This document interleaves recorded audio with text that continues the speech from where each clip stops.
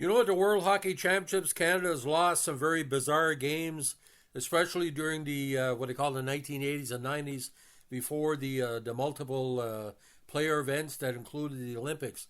But this loss in Latvia last night, December 27th, will go down to one of the most bizarre, under the category we didn't see this coming.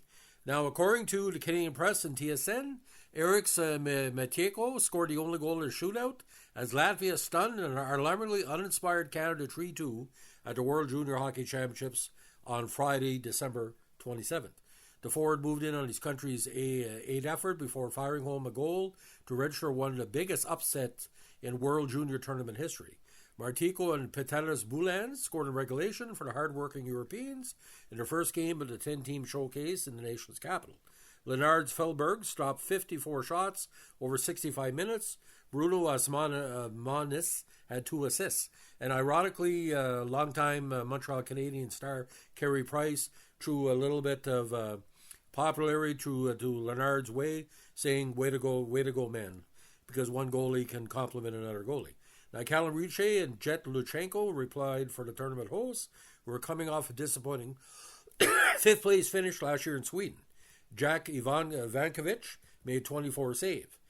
Canada, which is going for its 20th gold medal since the establishment of the new era of Canadian junior hockey in 1982, entered with a 4-0 record and a combined 41.4 scoreboard edge all-time against Latvia in the event, including a 10-0 victory a year ago. After Latvians tied the game 1-1 on a man advantage in the third period, Ritchie blasted a one-timer upstairs off an eastern Cowan feed. But Canada's Ethan Gauthier was whistled for hooking with just over 3 minutes to go, and Boulans tied it on that power play with 2:29 left. Now, if you're watching the game, it was just as Canada was just really uninspired from the start. Now, Canada eventually took a penalty for too many men on the ice in the 3-on-3 overtime, but survived that shorthanded situation to force the shootout. Not many saw it coming before the opening faceoff. Ivankovic is just the third 17-year-old goaltender to play for Canada at the under-20s, and the first to start a game since former Chicago Blackhawk Jimmy Waite in '87. Brian Finley got into a period of action at age 17 in 1999. The goaltender from Mississauga started in place of Carter George on the tail end of a back-to-back after he made 31 saves in a 4-0 victory over Finland in Thursday's opener. Now, Hockey Canada's Brain Trust, led by Peter Anholt, spoke before the tournament of how the group was much better prepared this time around following the disastrous performance in Gothenburg that saw the powerhouse squad bounce by Czechia in the quarterfinals. The coaching staff, led by longtime Team Canada head bench boss Dave Cameron, was in place early, while the program also held a summer camp and hired a full-time scout. Now, the management team insisted all the pieces were in place, but it didn't work against Latvia in the contests. There were, in short, no excuses. Canada, however, didn't have many answers against one of the sport's minnows on Friday, despite dressing 11 first-round NHL picks and 3 other players expected to go high at the next 2 drafts. A disjointed performance in the opening 20 minutes was marked by an injury to star defenseman Matthew Schaefer, a 17-year-old potential top pick at the 2025 NHL draft, after he crashed in the Latvian net on a power play off the rush. Ivankovic had to be sharp on a couple of penalty kills, another chance in a low enough to stick of Oliver's Borniks. Things didn't improve much from there. Canada did get on the board 3:28 in the middle period when Luchenko stole a puck on a penalty kill and scored in a breakaway after Feldbergs decided to stay in the crease. The Canadians, over 3 in a power play against Finland, who had defeated early in the week, dropped to 0-6 later in the period after 2 largely lifeless man advantages. With his team seemingly content to stay on the outside and not challenge the Latvians for the middle of the ice, an unfortunate hallmark of the country's 2024 disaster, Cameron littened the players on the bench late in the period. Now, the crowd at Canadian Tire Centre tried to lift the country's teenagers midway through the third period, but the group continued to search for answers that simply weren't there to be found. Now, Canadian defenseman Andrew Gibson then took an elbowing penalty to set up Mateko's equalizer with 6:42 left in regulation before Ritchie and Mateko traded goals late. Cameron said before the game that Canada's trio of 17-year-olds, Gavin McKenna, Ivankovic, and Schaefer, aren't getting special age-related treatment. If we thought he needed any special service, he probably wouldn't belong in the team, said Cameron, in charge of the World Junior bench for a third time.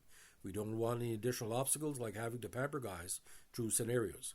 We got enough work to do as it is. As much as they're young, they're mature. Now, Canadian forward Berkeley Caton and defenseman Caden Price were neighbours growing up in Saskatoon, while Captain Braden Yeager's family moved to the city from Prince Albert, Saskatchewan when he was 11.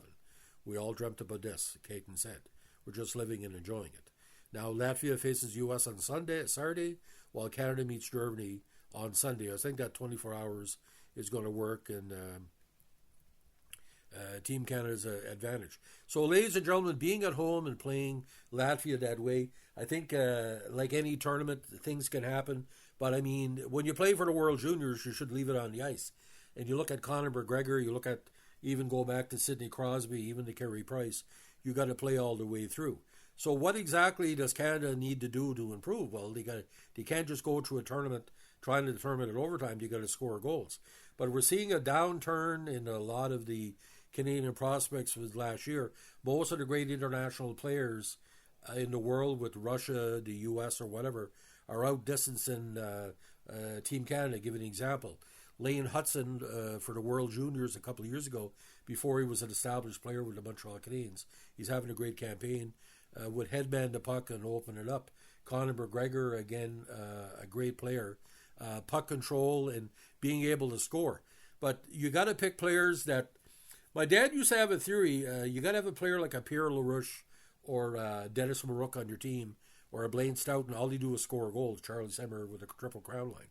But I didn't watch the game because I never thought in a million years Canada would lose at home to Latvia, of all people.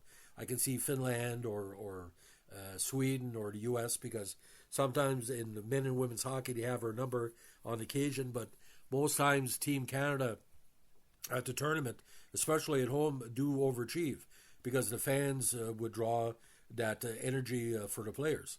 I'm not saying it's a disgrace to lose to Latvia. If anything, I've always liked the Latvian program. We've helped them over the years in the U.S.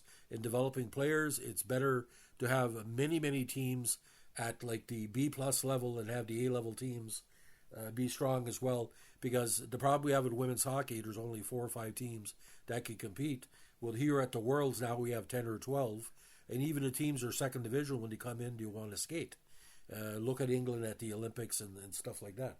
But ladies and gentlemen, it's a bizarre day where I have to do a podcast on Latvia beating Canada. I can't even put my head around it.